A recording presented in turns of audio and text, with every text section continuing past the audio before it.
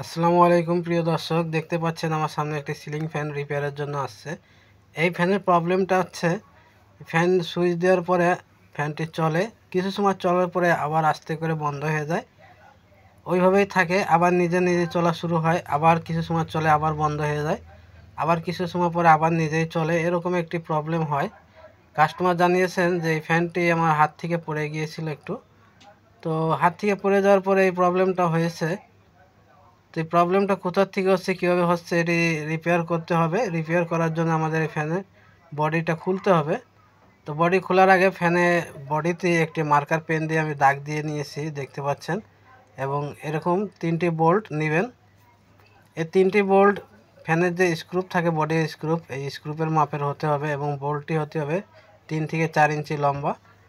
এরপরে এইভাবে হাতুড়ি দিয়ে আস্তে আস্তে বাড়ি দিবেন, ফ্যানের বডিটি খুলে যাবে। দেখতে পাচ্ছেন আমি যেভাবে খুলতেছি। এভাবে আপনারা যদি কাজ করেন, ফ্যান ভাঙার ভয় নাই। অনেক টেকনিশিয়ান ভাই আমাকে কমেন্ট করেন যে স্যার ফ্যান খুলতে যেয়ে ভেঙে গেছে, অথবা ফ্যানের বডি সেট করার সময় ভেঙে গেছে। তো ফ্যান খোলার কিছু টেকনিক আছে, যত পাতলা বডি হোক ফ্যান খোলা যাবে, কোনো সমস্যা নাই। আমার এই ভিডিওগুলো দেখবেন, আশা করি অনেক কিছু শিখতে পারবেন। তো ভিডিওটা কোনোরকম টানা হেঁচড়া না করে শেষ পর্যন্ত দেখেন।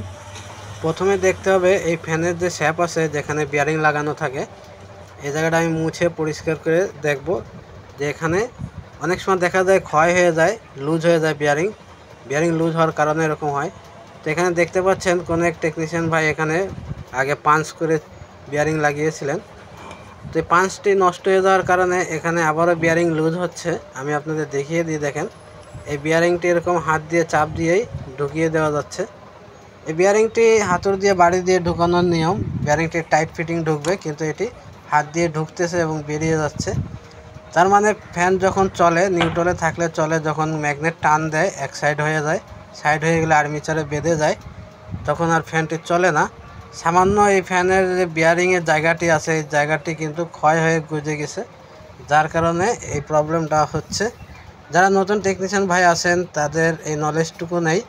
আপনারা এই ভিডিওগুলো বেশি বেশি দেখবেন, আপনারা অনেক কিছু শিখতে পারবেন। আমার চ্যানেলে অনেক ভিডিও পাবেন আপনারা সিলিং ফ্যানের, ওগুলো দেখবেন, দেখলে অভিজ্ঞতা বাড়বে ইনশাল্লাহ।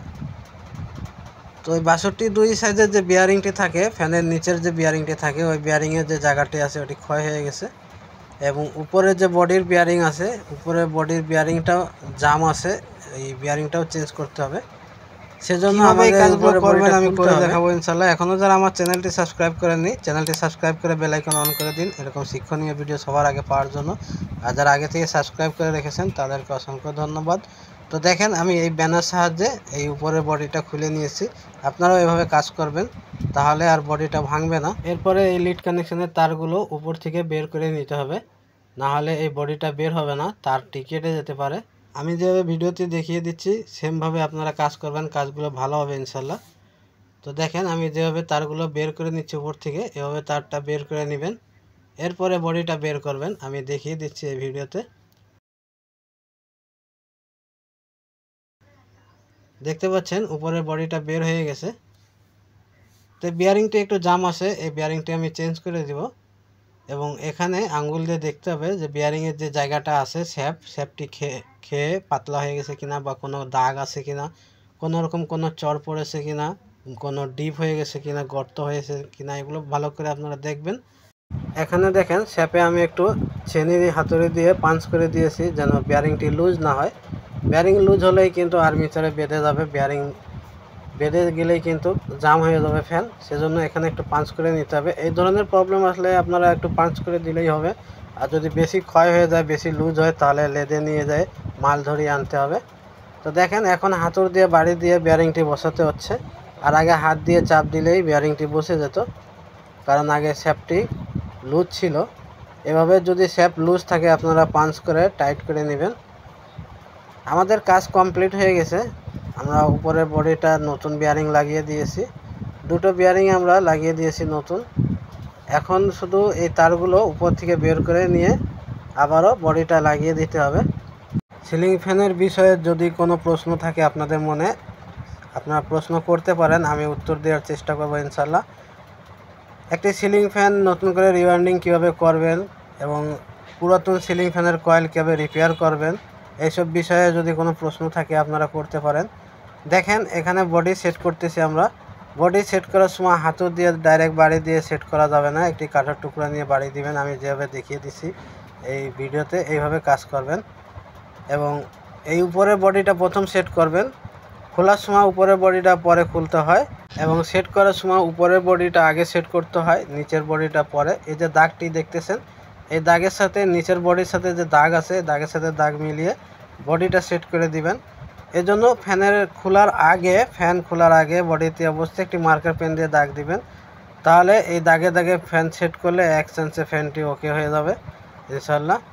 তো দেখেন এভাবে আস্তে আস্তে বাড়ি দিয়ে নেবেন, হালকা হালকা এই কাঠের টুকরো রেখে তারপরে বাড়ি দিবেন। এই ফ্যানের যে প্রবলেমটি ছিল যে ফ্যানের সুইচ অন করলে ফ্যানটি জাম হয়ে যেত, ফ্যানটি চলতো না, আবার নিজে নিজে কিছু সময় পরে আবার নিজেই চলতো, আবার জাম হয়ে যেত। সেই প্রবলেমটা আছে কি নাই এখন আমি আপনাদের দেখাবো। ফ্যানের বডিটা সেট হয়ে গেলেই ক্যাপাসিটারের কানেকশানটি করে আমি দেখাবো আপনাদের যে ফ্যানটি অন করার সাথে চলতেছে কি না। আগে ফ্যান অন করলে প্রথমে চলতো না, ফ্যানটি জাম হয়ে যেত। সুইচ অন করে রেখে দিলে কিছু সময় পরে আধা ঘন্টা 1 ঘন্টা 2 ঘন্টা পরে নিজে নিজে চলতো, আবার কিছুটা চলার সময় আবার বন্ধ হয়ে যেত। এই ধরনের প্রবলেম দেখা দিত। কিন্তু আমরা যে কাজটা করেছি এই কাজটা করার পরে ফ্যান অন করার সাথে ফ্যান চলে কিনা সেটাই দেখার বিষয়। তা আপনারা যারা নতুন টেকনিশিয়ান ভাই আছেন ভিডিওটা শেষ পর্যন্ত দেখবেন এবং কোন ফ্যানের কি প্রবলেম এগুলো নোট করে রাখবেন। আমার ভিডিও অনেকগুলো আছে এই সিলিং ফ্যানের বিষয়ে, এক এক প্রবলেমের উপর এক একটা ভিডিও তৈরি করা আছে। আপনারা প্রত্যেকটা ভিডিও দেখবেন এবং নোট করে রাখবেন ইনশাল্লাহ। বডিটি সেট হয়ে গেছে, সেজন্য আমাদের এখন ক্যাপাসিটারের কানেকশানটি করতে হবে। ক্যাপাসিটার কানেকশান করা আমি এখন দেখাবো না। ক্যাপাসিটার কানেকশান কীভাবে করতে হয়, 3 তারে 4 তারের কানেকশান কীভাবে করতে হয় এই বিষয়ের উপর আমার অনেকগুলো ভিডিও আছে, আপনারা চাইলে ওখানে যেয়ে দেখতে পারেন। প্লে লিস্টে যাবেন, যেয়ে দেখবেন ওখানে লেখা আছে সিলিং ফ্যান।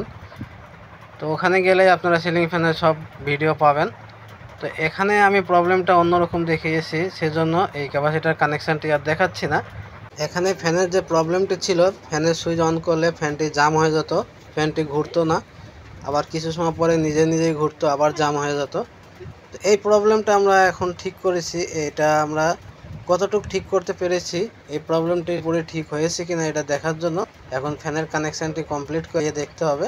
আপনারা অনেকে কমেন্ট করেছিলেন স্যার ইলেকট্রনিক্স রিপেয়ারিং কোর্স করান কিনা। তো আপনাদের জন্য ইলেকট্রনিক্স রিপেয়ারিং কোর্স চালু করা হয়েছে। আপনারা যারা আগ্রহী আছেন, আপনারা যারা ইলেকট্রনিক্স কোর্স করতে চান আমার সাথে সরাসরি কথা বলতে পারেন। আমার ফোন নাম্বার দেওয়া আছে ভিডিও ডিসক্রিপশনে। আমাদের এখানে সকল ধরনের ইলেকট্রনিক্স রিপেয়ারিং কোর্স করানো হয়। আপনি যে বিষয়ে কোর্স করতে চান এটি উল্লেখ করবেন আবেদনে। আর আমাদের কাজ প্রায় কমপ্লিট হয়ে গেছে, একটু পরে আমরা ফ্যানে লাইন দিয়ে দেখব। আগে যে ফ্যানের সুইচটি অন করার সাথে ফ্যানটি জাম হয়ে যেত, চলতো না, সেই প্রবলেমটি ঠিক হয়েছে কিনা এখনই দেখতে পারবো আমরা। যারা নতুন টেকনিশিয়ান ভাই আছেন যে কোনো বিষয়ে আপনারা আমার সাথে যোগাযোগ করতে পারেন। যোগাযোগের জন্য আমি ফোন নাম্বার ভিডিও ডিসক্রিপশনে দিয়ে দিয়েছি। কোনো প্রশ্ন থাকলে আপনারা করতে পারেন। কোন বিষয়ের পরে ভিডিও দেখতে চান সেই বিষয়টার উপরে আমি ভিডিও বানাবো। আপনারা যদি চান আমাকে কমেন্ট করবেন, বলবেন যে স্যার আমি এই ধরনের ভিডিও দেখতে চাই, এই বিষয়ে আমার জানা নাই, সেই বিষয়ে আমি জানতে চাই। আমি অবশ্যই আপনাদের সহযোগিতা করার জন্য চেষ্টা করব ইনশাল্লাহ। তো দেখেন কাজ কমপ্লিট হয়ে গেছে। এখন আমি এখানে লাইনটি সংযোগ করে সিরিজে আমি কানেকশান দিয়ে আগে ফ্যানটি চালাবো। যে কোনো কাজ ইলেকট্রিক হোক আর ইলেকট্রনিক্স হোক, কাজগুলো করার সময় অবশ্যই সিরিজ ল্যাম্প ব্যবহার করবেন যারা নতুন টেকনিশিয়ান ভাই আছেন। তো আমি বারকোডটি লাগিয়ে দিচ্ছি, দেখতে পাচ্ছেন বারকোডে লাগানোর সাথে ফ্যানটি অন হয়ে গেছে এবং ফ্যানটি ভালোভাবে চলতেছে। আমার ভিডিওটা ভালো লাগলে ভিডিওতে একটি লাইক দিবেন এবং বেশি বেশি শেয়ার করবেন। আপনার শেয়ারের কারণে যদি কেউ শিখতে চায় বা শিখতে পারে আপনার উপকার হবে, তারও উপকার হবে। আবার দেখা হবে নতুন কোনো ভিডিওর সাথে। আল্লাহ হাফেজ।